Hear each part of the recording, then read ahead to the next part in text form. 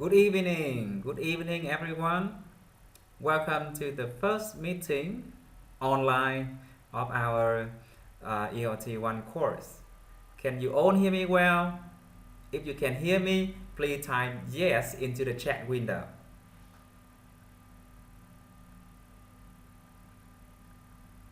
Good. Well, thank you. So it looks like I am through.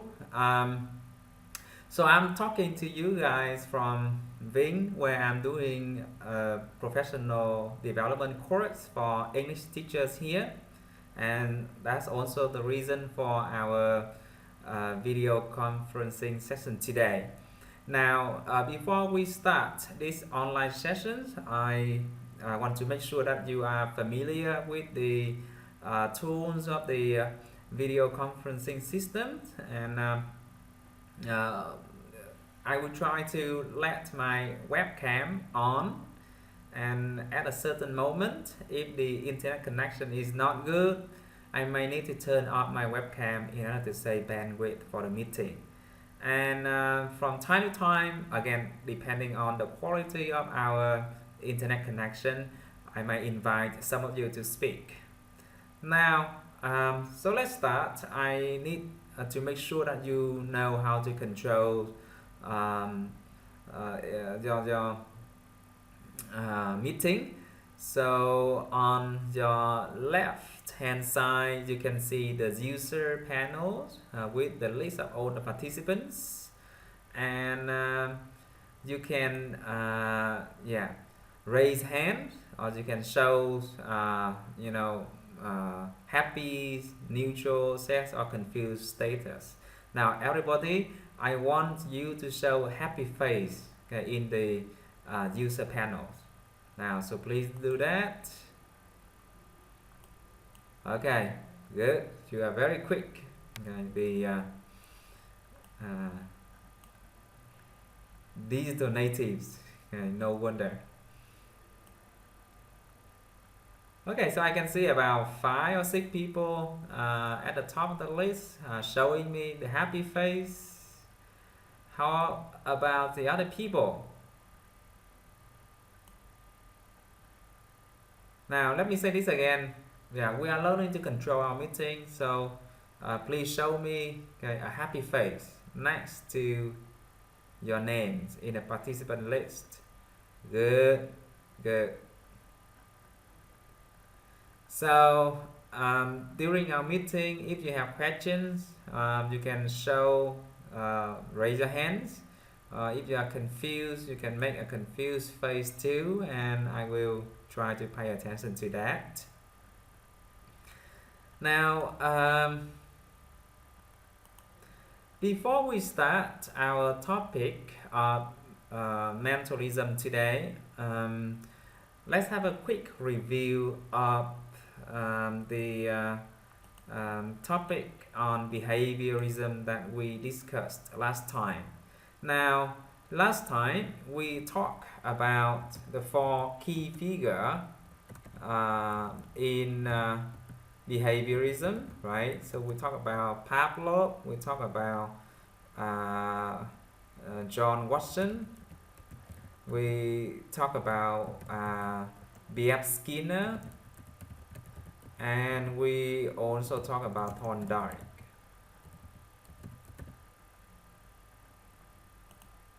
Okay, now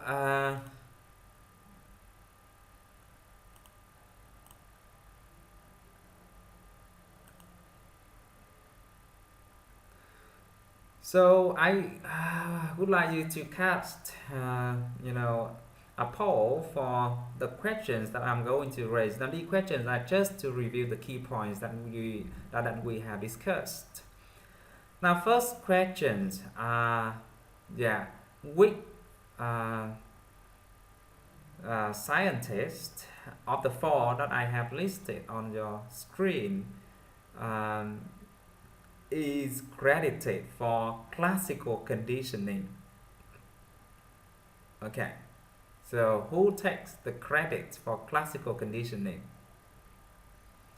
So I see 2 votes. Yeah, 2 votes for Pavlov and 1 for Skinner. Okay. Okay. Yeah. More coming. Okay. Now, one for Watson, two for Skinner.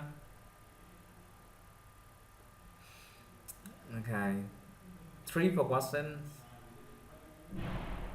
Okay. So I have seen about 16 people.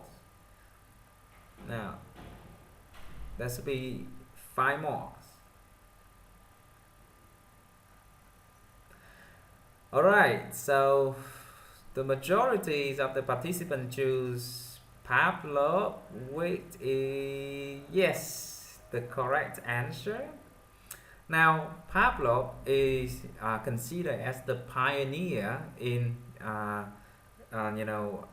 classical conditioning with the experiment of the dog drooling, right? Um, Now, the best answer in this situation should be Pavlov. Even though Watson and Skinner also developed the ideas of Pavlov, but Pavlov should take the credit because he's the first one who raised the idea. Now, so let me show you the results. Next question.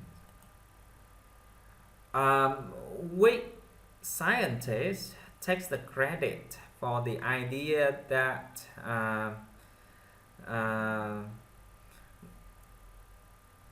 if a behavior get positive responses, the behavior will occur again, and if a behavior get negative responses, it will tend to fade away or disappear. Now, so which scientist takes the credit for that claim? Okay, reward and punishment. That's basically the thing. So a behavior that is rewarded or get positive responses tend to appear, tend to show up again, and behaviors that get negative responses will gradually go away.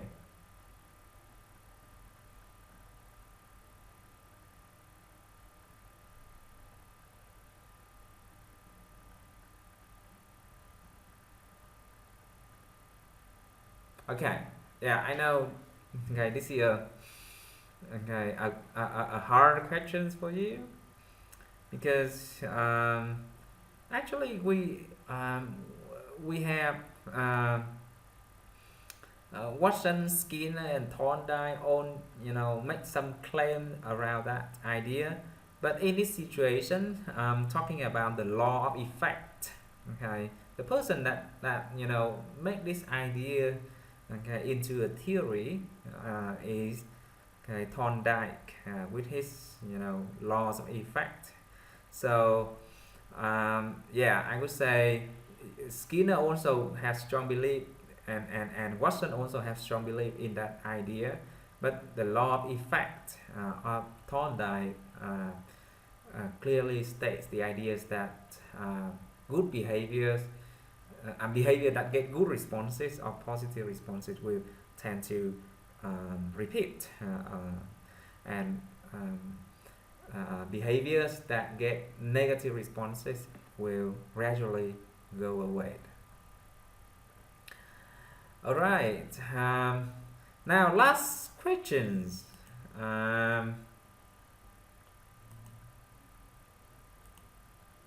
This is an easy one. Okay, I hope everybody can get it right. Which scientist is criticized for his experiment when he, when he write his papers about behaviorism? Okay, which scientist get criticized for his behaviorist experiment? Okay, I see. Yeah. Okay, one vote for C, Skinner, one vote for D, Thorndike, and the rest go for B. Congratulations! Well, the majority of you get that answers right.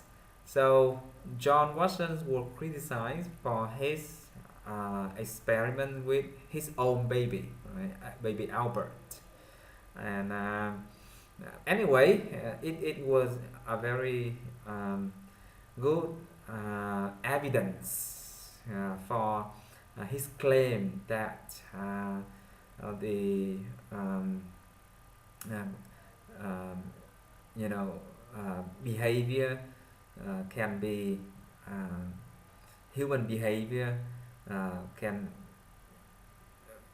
be transferred, okay, from one context or one situation to the others. Well, so yeah, that's for you to review. So that's enough. So to sum up, we have already talked about behaviorism in the first topic of the course. The idea of behaviorism is that human beings learn very similarly to the way that animals learn is through conditioning, stimulus and response, stimulus and response. All of your learnings, all of your behaviors are the results of the outside environment. Now, and at the end of the class last week, one or two of you in the class already voiced your protest against these ideas. Well, we must recognize that there is a lot of value in the theory of behaviorism. It helps us to explain a lot of behaviors, but it's true that behaviorism cannot explain a lot of other behaviors. Now, so that's the reason for another theory that we are going to learn today. Is called mentalism. Now, as the name suggests, and if you have already read your handouts or the materials, you know that mentalism, instead of focuses on the observable behaviors, it focuses on the human brain, on the inborn ability of human beings, rather than stimuli from the outside environment. Now, the scientist that takes a very big role in the mentalism theory of second language acquisition or second language learning is Noam Chomsky. Now, Chomsky is also a very, very big name in linguistics. I'm sure that in the other courses that you do in the English department, you will hear, okay, about Chomsky again. By the way, I have a question. Everybody, have you taken the course syntax? Okay, a course called syntax in our department. If you have, or if you haven't, please type yes or no into the chat window for me. Now, have you taken a course called syntax, cú pháp học, in our department? I know that in the linguistics section there is a subject called there is part of ngôn ngữ học 1, ngôn ngữ học 2, right? There is there is a course called syntax where you learn about the phrase structure rules. Now, okay, so let me tie my question here. Okay, have you learned about syntax or phrase structure rule?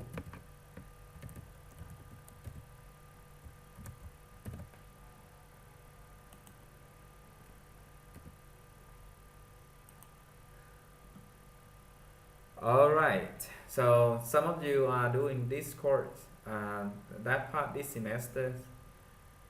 That's true. How about the other people?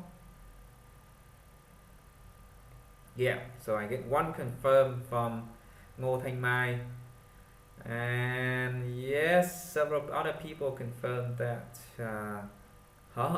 That's nice. So if you have already learned about the phrase structure rule or the X-bar rule, you know, okay, who that comes from. It comes from Chomsky, right? Chomsky is the persons that try to describe the universal rules of languages, and okay, Chomsky claimed that okay, from the basics structure we can have an infinite number of generative structures. For example, okay, I can say there's a man in the hotel, okay, and then I can further expand okay, this structure. There's a man in the hotel near okay, my school, and then I can further expand the preposition. There's a man in the hotel near my school in Vinh City. All right. So you see, okay, it keep expanding that way. Now,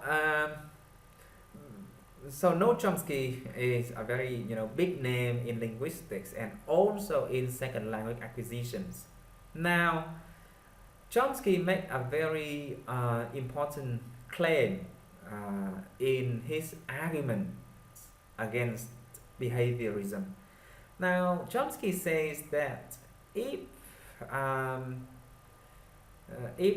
language acquisition, language learning is the result of stimulus and response from the outside environment, like what behaviorists claim, then how can we explain for the fact that a lot of children make mistakes that they have never learned? I mean, okay, we do not teach students those mistakes, right? But they make the mistakes all the time.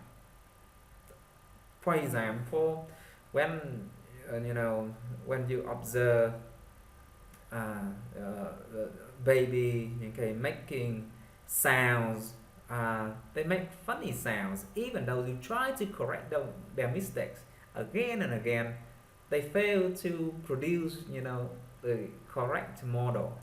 That means even though you try to provide them with a lot of stimuli, the correct stimuli from the language environment, they cannot correct themselves. They keep making that mistakes for a very long time, several months or even 1 or 2 years.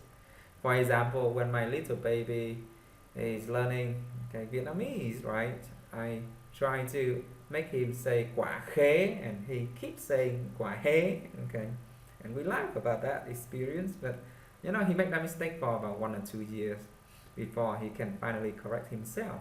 So Chomsky, the first claim that Chomsky made against behaviorism is that if we say that okay, the mistakes, the language mistakes, are behaviors, bad behaviors that come from the outside environment, how can we explain for that situation? In my family, nobody say quả hế, right? Everybody say quả khế, but the baby keep making that mistake for 2 years, okay? And I think you have a lot of other similar story to tell. Now, so that's one evidence against behaviorism. Now, the other evidence is that sometimes young children make phrases or expressions that we have never taught them before, right? How is how is that possible? Now, if behaviorism claims that language is the result of stimuli from the outside environment, how can children, young children, make phrases that they have never learned? Now, for example, um, um, for my first baby about 12 years ago, I tried to teach her English when she was born. So this was my experiment. I never spoke Vietnamese to her the day she was born, and I only spoke English to her only. Now it was good, to observe how she developed bilingualism, because everybody else around her spoke Vietnamese, and I spoke English only. And she was slow to speak in the beginning. I think it was the effect of bilingual environment. And when she was around 2 years old, that was quite late. Okay, she started to speak. And at around 2:30 or 3, she was mixing Vietnamese and English together all the time. For example, she would say ông Dép, bà Dép to other people because she inferred that rule from English. Like, so when I talked to her like, this is daddy's shirt, okay, this is mommy's shirt, this is baby's shirt, this is daddy no, this is daddy watch, okay, and these are daddy shoes, these are baby shoes. So she infer that rule, okay, and generalize the rule to Vietnamese and saying ông Dép, bà Dép, cá đuôi instead of fishtail. Now, the funny thing is, one day I took her to a meeting celebrating the Independence Day. No, not the Independence Day. Yeah, the Unification Day. In front of the Độc Lập Palace, and there was a bicycle race. So the television came in order to broadcast live that race. Now the baby saw a truck with very big, round antennas on those trucks, and she was very excited. She pointed to the truck and said, "Daddy, look, Daddy, TV truck." Okay, TV truck. Now I'm sure that I do not know that word too, and if you look that up in a dictionary, you will see that there is no word like that, no TV truck. But in this case, the baby makes the word herself. So one question is, how comes the baby can invent that language behavior? Now, if behaviorism claims that language behaviors are the results of stimuli from the outside environment, how can we explain that, right? So yeah, that's the the very important point of Chomsky second language acquisitions theory. Chomsky claims that everybody is not born like a blank sheet of paper, like behaviorism claim. When we are born, we are equipped with black box. That's the word he used, or a blueprint in our brain that help us to learn languages very efficiently and very quickly. Now, let me take you to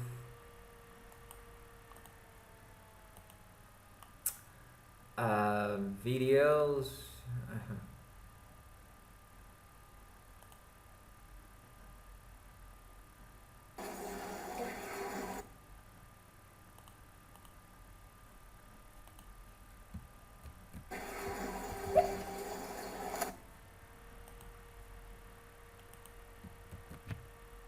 Okay, now everybody, could you please click on that YouTube video I have just sent through the chat box now? So I give you about 5 minutes, even the video is a little bit long. Watch that videos, and then we'll come back and discuss this case. Now you are watching the video of Wendy Võ, okay, very talented, okay, girl who can speak many languages quite fluently when she was only 6 years old, I think. So Hi, I'm Wendy Võ. I'm 8 years old. I 8 years can old. speak 11 languages. They are Vietnamese, English, Spanish, Chinese, French, Japanese, Hindi, Arabic, Russian, Cantonese, Portuguese, and I compose music too. I've composed 44 songs so far. I really like the languages and music. Sorry about that, I have a cold. Wendy, how many languages do you speak? I Name speak them all. 11 languages. They are Vietnamese, English, Spanish, Chinese, French, Japanese, Hindi, Arabic, Russian, Cantonese, Portuguese. Out of all these languages, which is your favorite and why? Oh, Vietnamese, because that's my parents' language. Okay. Do you enjoy knowing so many languages? Yes, I really like it. It's fun. Okay. Now can you read out of that book, please? Okay. Another page.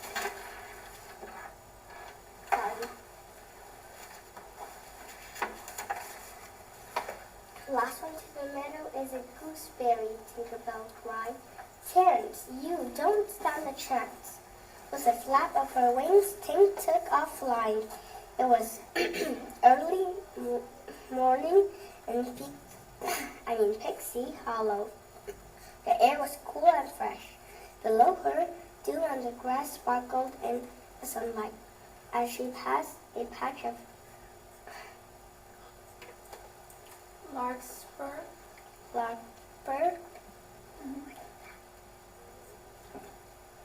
the meadow came into view. Wendy, ¿cuántos años tienes?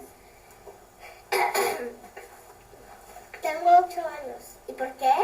No, es preguntaba. Hablas mayor de tu edad. Oh, ¿Cuántos hermanos y hermanas tienes? tengo un hermano que no obedece a mí. ¿Y cuál es tu color favorito? Oh, rosado, azul y verde. Oh, ok. ¿Me podrías leer lo que está ahí en ese libro, por favor? Esto. Sí, el precio. ¿Y lo tengo que leer? Sí, señor.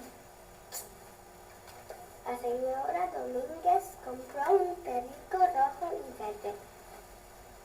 Todos los días le enseñaba palabras nuevas y Tampico las repetía fácilmente, tal vez con demasiada facilidad. Un día la señora Domínguez invitó a 3 amigas a tomar el té y aprovechó para presentarles a su perico.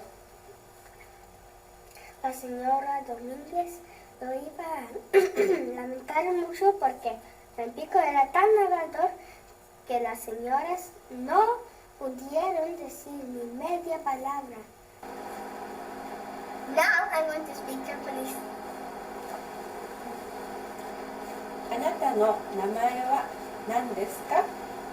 私の名前はウェンディです。ウェンディは何カ国語話せますか？11カ国語を話せる。どうして日本語を学びたいですか？東京みたいです。兄弟は何人ですか？弟は1人です。将来は何になりたいですか？医者になりたいです。じゃあそれではこの本を読んでください。読んでください。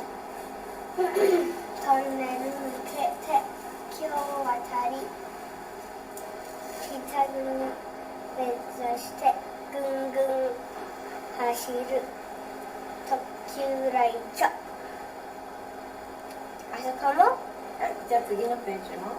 速い速い僕らのオープンカー風がビューンと吹いてとってもいい気持ち私もチョコレートが好きです。そして何じゃあこれをもこれの本仲良しコピー見ます？まだ好きじゃないよこれで一番1番1番の本。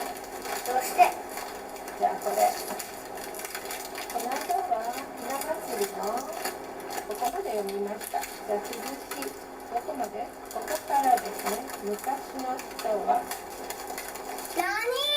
ここから昔كم لغة أنت تتكلمي؟ واخلاش إيه هما؟ ايه هما لا انا لا عاوز اعرفها أنت لا عاوزة أقول هما؟ لا انا لا حابب اقول هما أنت ليه؟ متأكدة؟ متأكدة طيب قولي لا أنا. ليه أنت لا تحبي؟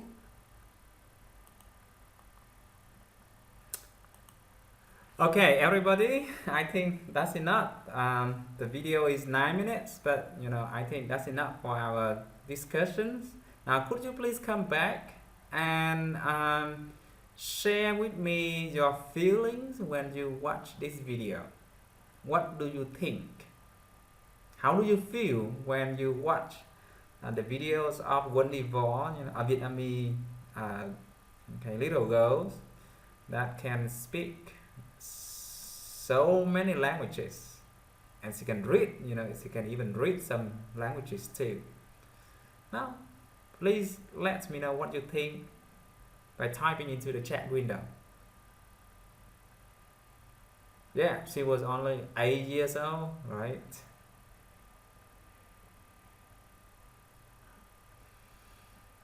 Now, how about other people? Okay, please tell me what you think into the chat window. Yeah, amazing, unbelievable. Yeah, she is amazing. Actually, there are a lot of other children who can do the same.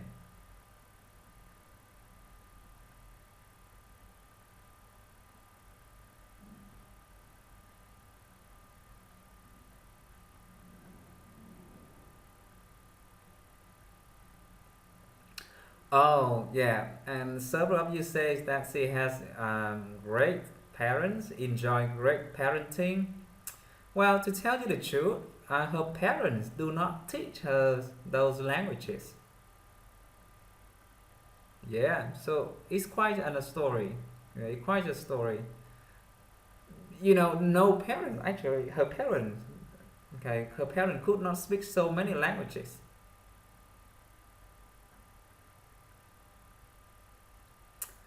Now, so you may try to read more from the internet, the story behind Wendy Vaughn. Now, Wendy managed to learn so many foreign languages because her father is a doctor and he has a clinic. So because the family was living in the United States, so her father has a lot of patients from different nationalities are coming to the clinic, and she was quite a confident child. She tried to talk to everybody, and just by having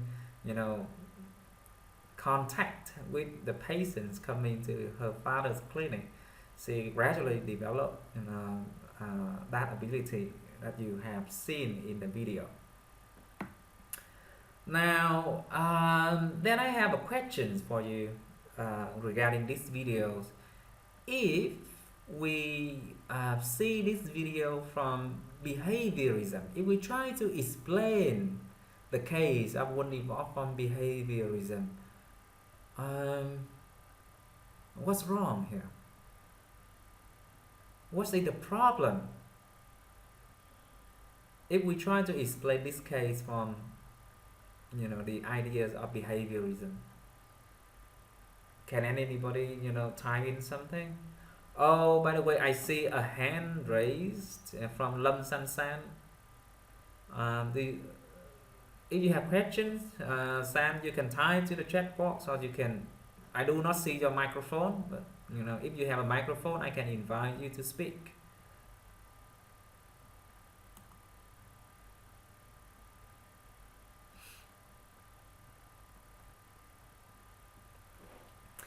Yeah. So one comment. This case is too complicated to explain by behaviorism theory.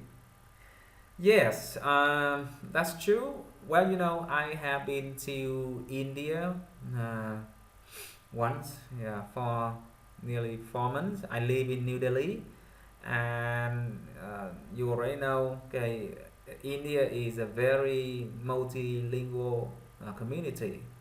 A lot of people there can speak 5 or 6 different uh, languages, at least, okay, 5 or 6 different dialects.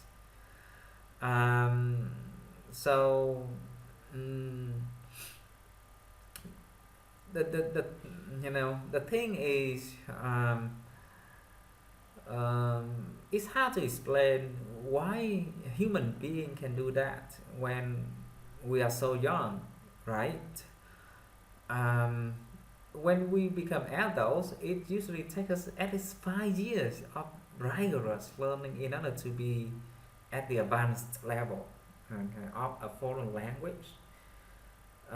So how can we explain for the fact that a lot of children at the age of 5 in multilingual communities, they can reach proficiency level, yeah, just like adults, uh, with not only one but 2, 3, 4, 5, 6, 7, okay, or like Bonivar, okay, 11 languages.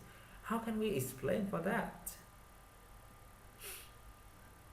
So it's very hard, as you may observe, it's very hard to explain this case from the ideas of behaviorism.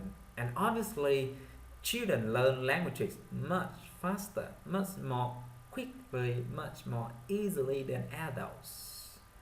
So Chomsky claimed that it's because of the following reason. Now, before I come to his point, there is a very famous claim that I have put on my uh, on my PowerPoint slide. Now, language is the result of the interplay of 2 factors: the initial state and the course of experience. So Chomsky believed that there is the initial state, right? It's not like the claim of behaviorism. When you are born, your mind is a blank sheet of paper. So in the beginning, your brain has already got something, and then okay, you get stimuli from the environment to activate the initial state. So that's the hypothesis of Chomsky. Now, so Chomsky is given credit for a theory called universal grammar. So, as the name suggests, Chomsky claimed that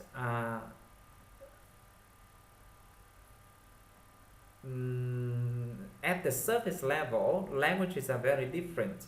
For example, when you look at Vietnamese and English, you see there are so many differences. But deep below those differences, there are a lot of similarity. There are a lot of shared rules, and those shared rules are called universal grammar. Ngữ pháp, tổng quát, phổ quát. Yeah, sorry, phổ quát. So Chomsky believed that human beings are born with a black box or a blueprint for learning languages. when you are born, okay, you are already equipped with you know you know a special you know kind of hard drive or kind of storage of information in your brain, and and okay, it has something to do with the genes that you inherit from your parents, right? Now, children acquire languages so quickly and effortlessly because they do not have to figure out grammar rules. They only need to uh, get language stimuli from the outside environment in order to okay, learn the rules that are specific to their languages only. All of the important grammar rules are already programmed or set into their brain. So that's the ideas of universal grammar. Now, so this is not a linguistic class, but let me go very quickly through the ideas of the universal grammar. Now, universal grammar or UG consists of principles and parameters. So Chomsky claimed that there are shared principles underneath all of the languages that human beings speak. For example, all languages in the world. Now later, when you uh, when you are more senior and when you go to year 3, year 4, and you do courses in linguistics like contrastive linguistics or cognitive linguistics, you will study these things in more details. But now, all human languages have basic categories like nouns, verbs, content words, functional words, right? And all human beings, all languages of human being have phrases that can be split into smaller phrases, or smaller phrases can be put together to form bigger phrases.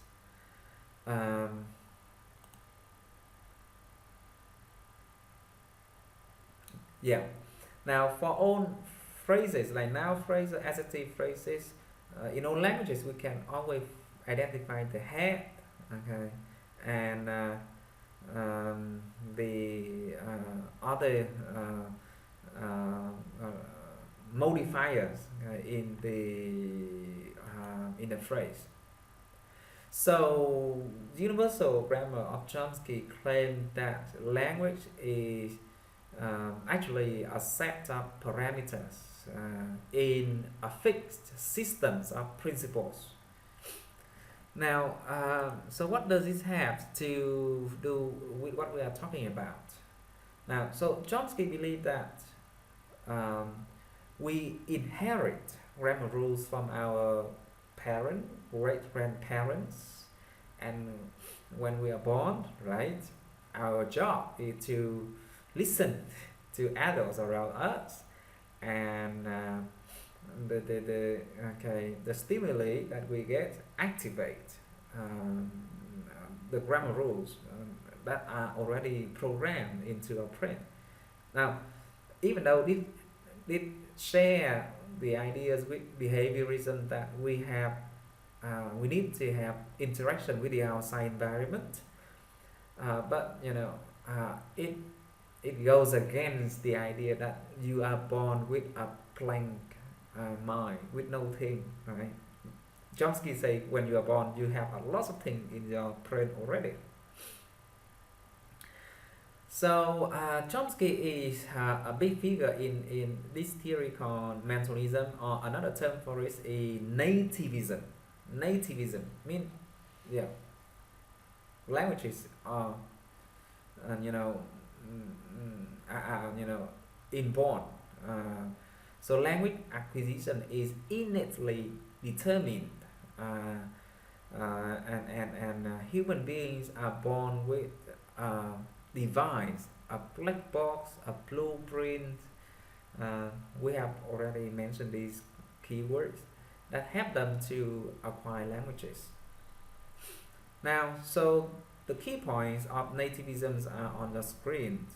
It says that there is a systematic perception of language around us, resulting in the construction of internalized system of language, and nativism is successful in giving us a hypothesis that explains for the case of Wendy Võ, okay, that explains how how she can learn so many languages so quickly. That will be impossible for adults like us. If you want to reach the level of Wendy Võ, I think for me it will take maybe 20 or 30 years, even though I see myself as a good language learner. So the innate knowledge, according to Chomsky, is a black box or a language acquisition device. So the people who support the theory of mentalism often point to the case of children learning languages and give evidence like children count, children have concept of object, children have infants, very small children have physics concept, infants have language, and these are the evidence. And the idea of Chomsky is now the cornerstone for supporting teaching English to very, very young children. Now you see, if you follow this in a newspaper, you can still see arguments about this issue. Some people believe that we should not take very young children in kindergarten or in preschool age foreign languages, because they are not proficient in their mother tongue yet. But a lot of people say no. Chomsky said that when children are from 3 to 5 years old, they are at the golden age, at a critical period, a critical stage to learn languages. And even though it's hard to get empirical data through experiments for this theory, but there are a lot of cases around us that that prove this point.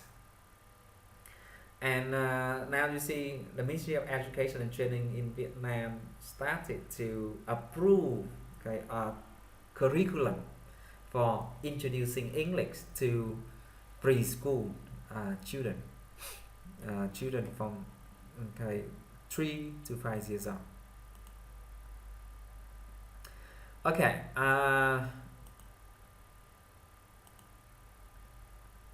Now, when discussing mentalism, it's also important to mention another big figure called Jean Piaget.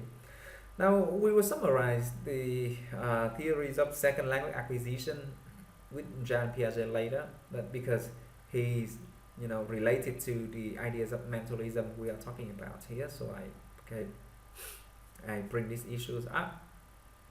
Now, Jean Piaget is associated with the cognitivism theories in human learning. Now, he believes that human beings have the innate capacity to develop logical thinking. So, in a sense, human beings are superior to animals because we have an inborn ability to develop logical thinking and to develop, languages. Now, the cognitive in Piaget's theories believe that the conditions for language learning are the same conditions that are necessary for any kind of learning. The environment provides material that the child can work on. So it shares again with behaviorism that Okay, we need the environment, we need the input from the environment, but our brain is special. Um, our brain has the inborn or innate capacity to do high level thinking, high level reasoning. Uh,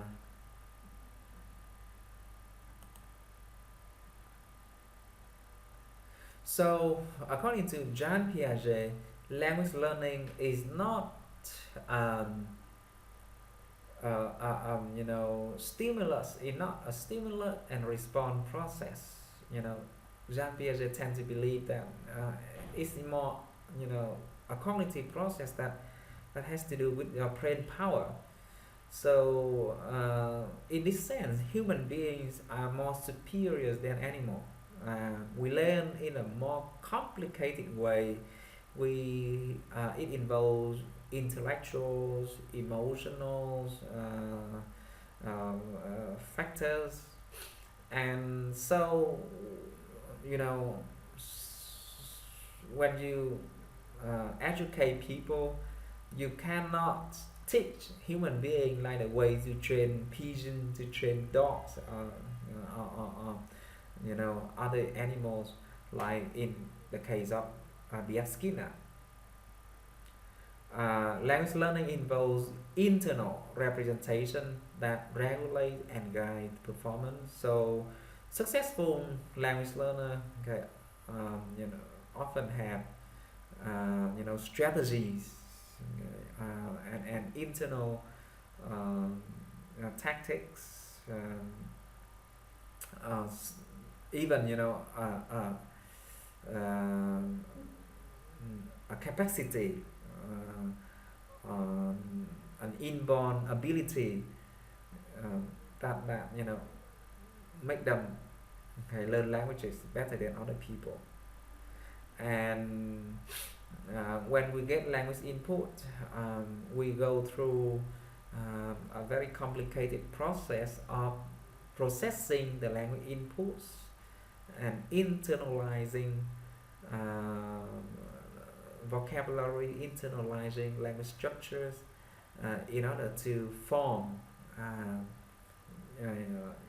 language sequence. And skills are learned or routinized only after the earlier use of control processes.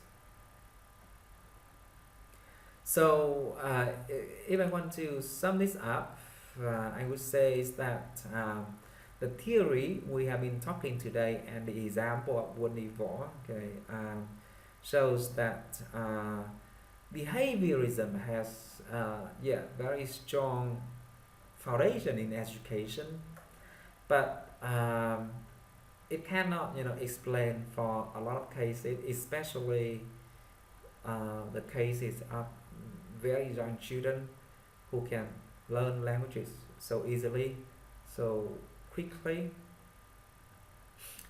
Mentalism on the other hand, with its hypothesis. Now we call this a hypothesis because we cannot identify any black box or any language acquisition device in the human brain yet, at least with our current technology level, right? But anyway, it helps us to explain why children can learn languages so quickly, right?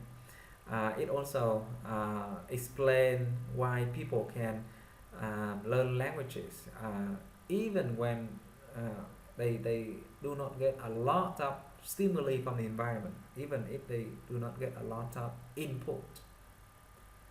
But there are weaknesses of the theory of Chomsky too. Now, to begin with, there is little evidence for adult-like grammatical knowledge in young children. So when children speak languages, they use their own grammar system. Actually, they do not use the adult grammar system, and Chomsky failed to explain for that. Now later on in cognitive linguistics, actually there's a theory raised by Tomasello. It's called what is this theory called?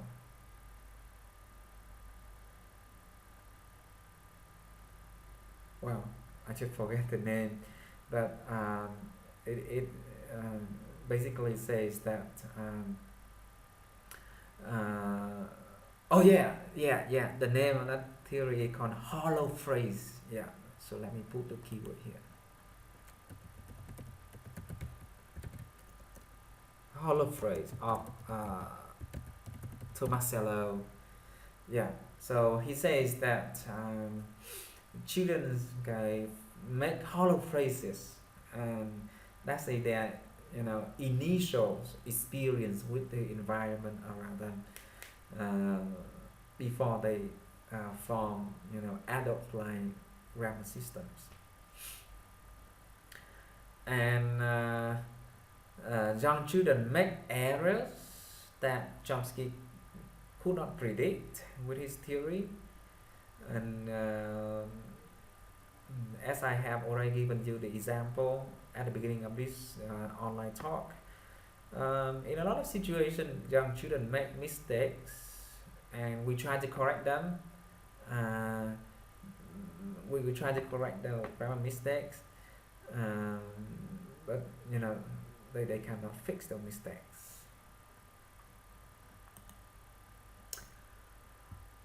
Oh, so I think that's it. That's the end of our meeting. I need to wrap up by saying that Chomsky is a big figure in second language acquisition, and the ideas of Chomsky are the foundations of teaching English to young learners strategy that we see in a lot of language centers these days.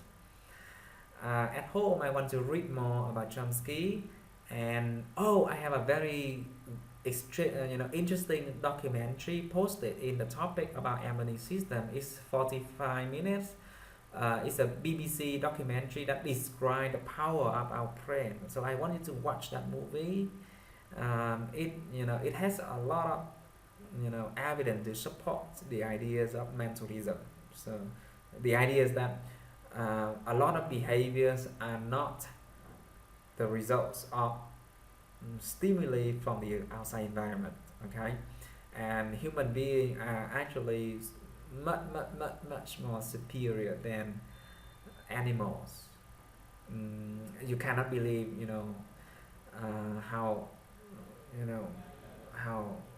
powerful the brain of a human being can become. So watch this video. It also gives you tips to become more smart, more intelligent too.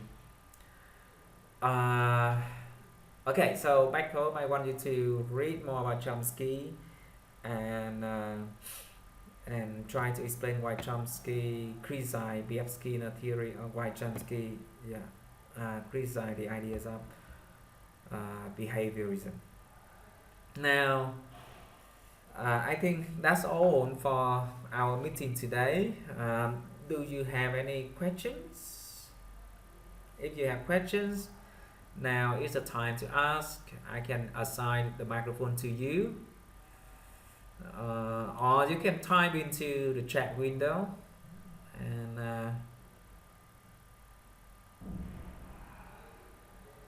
I will respond here.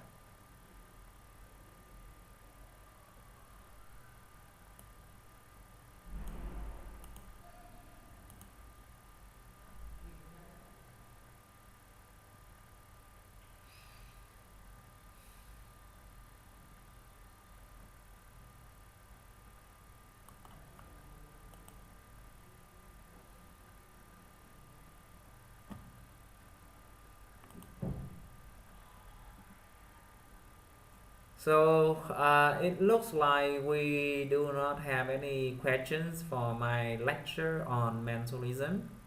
Oh, okay. Yeah, about hollow phrase. Actually, this is not so connected to the ideas of behavior of mentalism, but Holophrase is a concept that Tomasello used to refer to the way children learn languages. Now, Tomasello claimed that children use single word uh, with the whole functional meanings of a sentence for adults. For example, now my baby, when he was only 1 years old, right, he started to speak several words, and he could speak words like milk. So when he was drinking milk, right, he shake the milk bottle and say milk, milk, milk. Now, so that single word mean, Daddy, I like milk, I like this milk, right? Sometimes he is hungry, and he would go to the table and tap on on his milk box, and he say loudly milk, milk, milk, and that's milk. Mean, Daddy, I'm hungry. Please give me some milk, right? And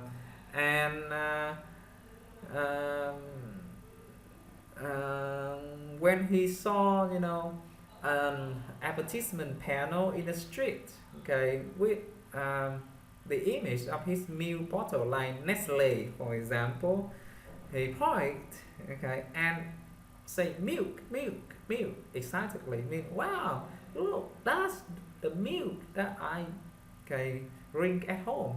So that's an example of hollow phrase. Hollow phrase is, it's not a phrase, but it's a phrase or a word that has the meaning of a full sentence in children. And Tomasello says that young children, they start learning languages that way by using hollow phrases, and gradually those hollow phrases become more complicated until they become a complete expressions like the language that adults speak. Well, if you're interested, you can Google. It's interesting. And hollow phrase is quite recent, and it is an interesting topic in cognitive linguistics. Please call me Mr. Vũ. Dr. Vũ. Do not call me Mr. only. Teacher. That would be more appropriate. Now, any other questions? Any other comments?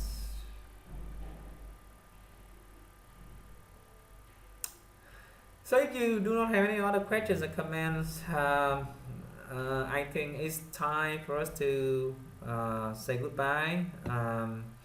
I would like to thank you, all of you, for spending your time with me in this meeting. It has been an enjoyable experience for me teaching you guys from a hotel in Vinh City. I will come back home at the end of this week, and I will see you guys face to face next week. So for now, goodbye and good night.